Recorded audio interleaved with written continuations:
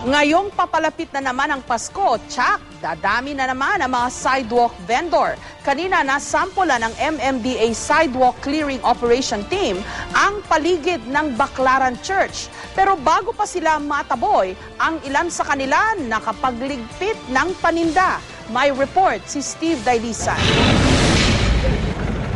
Nagtitipon-tipon pa lang ang may 300 tauhan ng MMDA sa Rojas Boulevard para itaboy ang mga illegal vendor, tila natunugan na sila.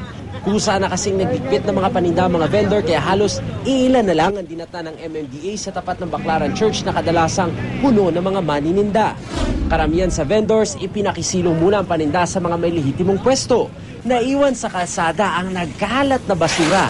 Ang mga nakaparadang sasakyan, tiniketan din. May tow trucks din ng MMDA para sa mga sasakyang kailangan ng hilahin. At dahil namamanghin ang kalsada, sinabayan na ito ng pagkuskos at flashing. Pati bara sa kanal, inalis. As much as possible, ayaw natin silang magkaroon ng kaguluhan dito. Biglang linis ang kalsada, ang mga sasakyan nakadaraan ng muli. Lahat ng mga nakapwesto kanina dun sa tapat ng Baclaran Church na may kahabaan ng Ross Boulevard, dito na lumipat sa Opena Street. Kita nyo naman, nandito na yung kanilang paninda dahil nga madali daw itulak dahil mga karito naman, kaya madali nilang naitatakbo. Mamaya pag alis daw ng MMDA, babalik na sila dun sa kanilang dating pwesto. Pag wala sila, balik. Balik ulit. Pag andyan, di sunod muna, pasok naman. Ikot-ikot. Ikot-ikot din. Umapila rin ang mga vendor na pagbigyan na sila. Sana naman po, para naman sa mga anak namin. Kasi kawawa naman po. Yan lang po ang alam naming hanap buhay Kasi total magpapasko na naman. Yun lang. Pero yung sagabal daw po kayo sa Ay hindi naman nasa gilid kami, hindi kami sagabal.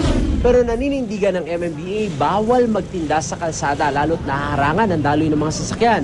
Yun nga lang, di rin matiyak na hindi na babalik ang mga vendor at kung may round the clock na magbabantay, para taking laging bukas ang kalsada para sa mga motorista. Pagkalinis namin dito, di naman namin pwedeng bantayan na the whole day ito, 24 hours, 24/7.